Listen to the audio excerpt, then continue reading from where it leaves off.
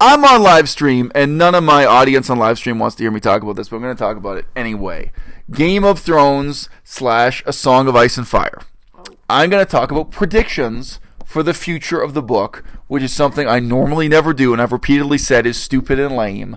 I've always said, what I think is stupid and lame is when people get into literary analysis, not as literary analysis, like not to talk about the politics or the themes or the meaning of the text, but where they're doing literary analysis in order to predict. You like, who's going to sleep with who? Who's going to get who pregnant? Like, that's some real soap opera shit, If you think this is a work of... Do people read Shakespeare that way? Like, come on. And yeah, you know what? George R.R. Martin, I do in a lot of ways. I do put him on the same level as Shakespeare. Maybe because yeah, sure. I'm comfortable with that. Why the hell not? Anyway, who else on that level? Whatever. Look, so I do think predictions are lame, and you're going to see I'm not going to approach it in that same way. I'm not going to approach it in a soap opera-like way. However, nevertheless, I feel differently about this now because the last season of the TV show was so awful. I lost all interest. There was a time, so obviously I'm primarily into the books, like everyone who's really into this stuff. I'm primarily into the books. I'm only secondarily into the TV show. The TV show is a kind of echo of what's going on in the books. But the last season of the TV show was so awful. It didn't just kill my interest in the TV show. It really did kill my interest in the books too. And I don't think about the books. I mean, will I read the next books when they come out? It's easy for me to say yes, but now, my level of fandom and engagement is so low, I can imagine the answer might be no. So, when the next book comes out, I may be enrolled in a PhD program. I may be living in France and having more visitation with my daughter. I'm divorced, I have a daughter. I can imagine circumstances where I just say, nope. Not going to bother to read the book. And before the last season, what was that? Season 7? The most recent season of the TV show, I was really committed to. I was really looking forward to what was going to happen next in the books. And I sent in some questions to some of the other podcasts too that nobody dealt with. Jaime Lannister's story. So much time is spent in the books on Jaime Lannister's story, and I don't see that much analysis and discussion. And pointing out in the books as they now exist, it currently ends on a cliffhanger. What's going to come next, and what's the significance of that? The main thing I have to say here is, like Preston Jacobs, thematically and philosophically, I think you do see the direction the books are going in by reading George R.R. Martin's other science fiction. That's really clear.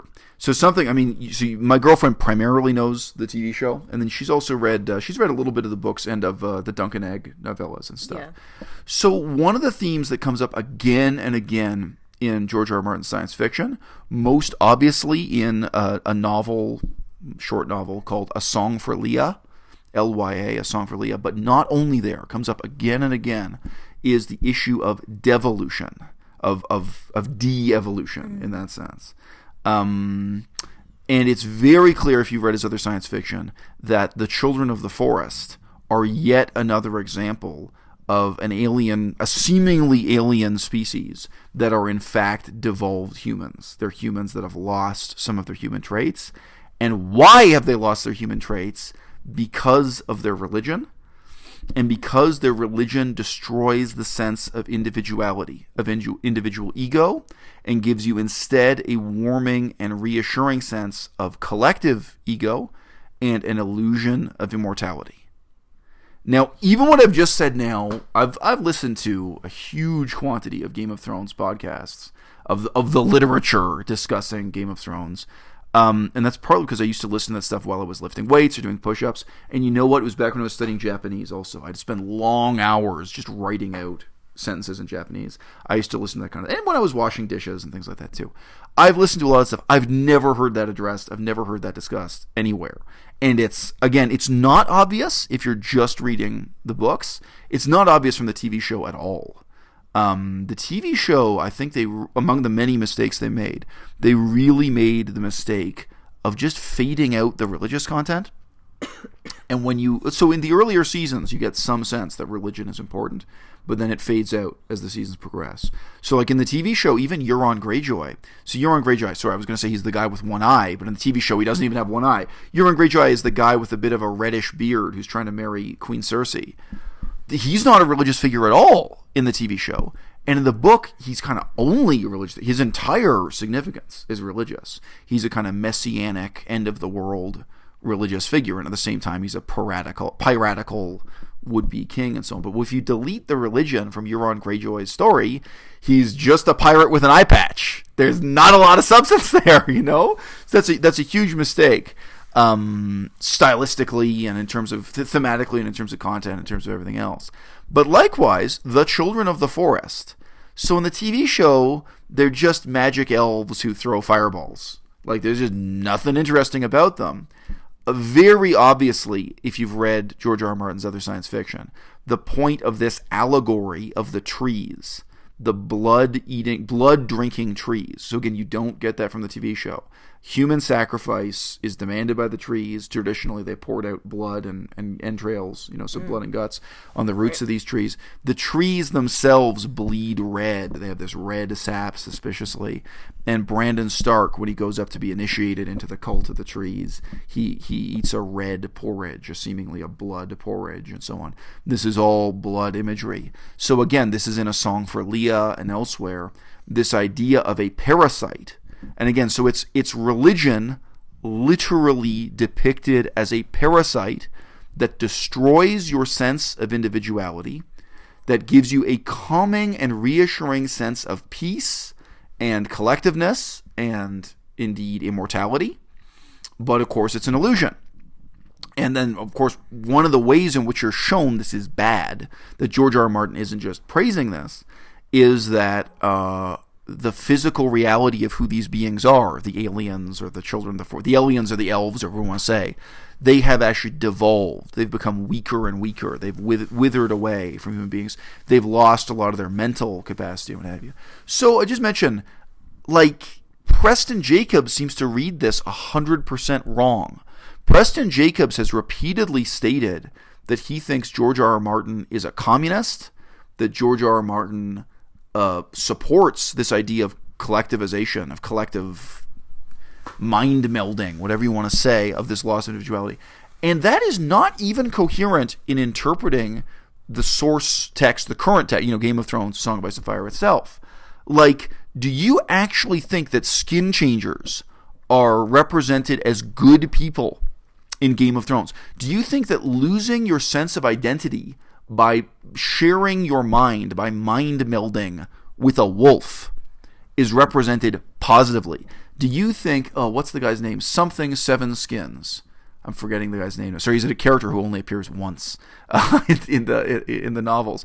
Boromir Seven Skins, I think. This horrible skin changer who lives his life through rape and extortion, and who shows us exactly why skin changers are hated and detested in this society. Do you think that's positive? You really think this is an author who's trying to tell you, the way forward for humanity is by losing your sense of individuality and through collectivizing? And indeed, if you read A Song for Leah, maybe especially if you read it twice, obviously the POV character in A Song for Leah seems to become convinced that it's a good thing that his own girlfriend is being devoured by a parasite that physically devours her body, because she's bought into the religious delusion that by doing this, she gains a kind of immortality and a kind of loss of self, an overcoming of the individual and so on. But that's an illusion. I mean, again, it's not the case that George R.R. Martin, he's just not such a weak writer that he has a protagonist tell you the moral hypothesis of the story. That just wouldn't be very sophisticated writing, or it's not his style. I'm not saying that's bad always. Look, hey, another comparison. We've been talking about reading again Turgenev's Fathers and Sons. Turgenev doesn't tell you nihilism is bad, and he doesn't tell you nihilism is good.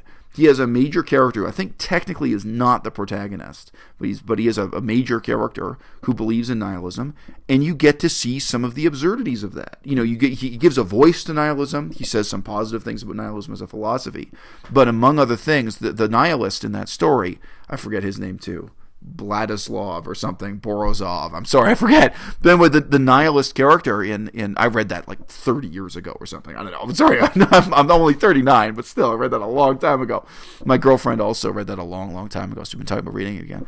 But, it would really be lousy writing if you just had a heroic depiction of nihilism. Instead, he shows that when the nihilist falls in love, the nihilist gets a crush on the main female character, who I think is named Anna, and his philosophy starts falling apart, and his life kind of stops making sense just by falling in love. He sort of has this system worked out for how he's a nihilist in society, but actually, like, falling in love and getting married and having kids or something isn't about what. There's other stuff like this. Baby, if you want to jump in, you can jump in anytime, but obviously no pressure on you. Whatever. I know. I honestly don't remember the novel. I need to read it again. Okay, so anyway, but that's just a comparison. But no, in A Song for Leah or in Game of Thrones, like, think about how lame it would be if we had Jon Snow standing up and saying, "Hey, democracy is the solution to all of our problems in Westeros." That would be really unsophisticated. I do think the novels are interested in democracy, in contrast to feudalism, but Jon Snow himself is elected in a deeply flawed, somewhat corrupt election. So I think it was, again, shout out to Preston Jacobs. Preston Jacobs went through, like, line by line the description of exactly how that election happens, and he points out that it's the election is more corrupt than you'd notice on a first reading. But elections are not glorified. The descriptions we get of the sort of more Greco-Roman city-states in Essos and how elections work there, they seem totally corrupt. Also just totally susceptible to the moment-to-moment passions of the people. We get descriptions of, in these cities, that, some of the guys who are trying to get elected, they corrupt other people by paying for singers and dancers and clowns and entertainers to promote their campaign. But some of them even pay prostitutes to sleep with, influential electors or voters or what have you. We get, and again, if you actually study the reality of how democracy worked in ancient Rome and ancient Greece, there's a lot there. We're getting this. That's why the books are compelling. The books are compelling because they're not pro-religion, they're not pro-collectivization, they're definitely not pro-communist, they're also not pro-democracy. We get that nuanced, gritty sense that even real history sometimes lacks, because if it's not written well, if you read a history book and it's not written to give you that compelling sense of human imperfection and complexity, the human tragedy that's in the center of all these things, then history books suck also. So it's better than a lot of history books in really giving you that feeling where, it's not easy for someone in Jon Snow's position or someone in Daenerys Targaryen's position. It's not easy for them to just say, oh, feudalism is bad, democracy is going to solve all our problems. That it's really difficult to come to the conclusion that although democracy has all these problems, it is actually superior to feudalism in some really important ways, right? I think that is exactly the prediction I want to make for the future of the novels. I think the whole way the novels are written, the two big themes are exactly democracy versus feudalism, and then religion versus individualism. Because from George R.R. Martin's perspective, religion is really integrally, centrally, crucially about losing one's sense of self in an illusion of a greater whole. And that's partly just the kind of collective ego of the religion.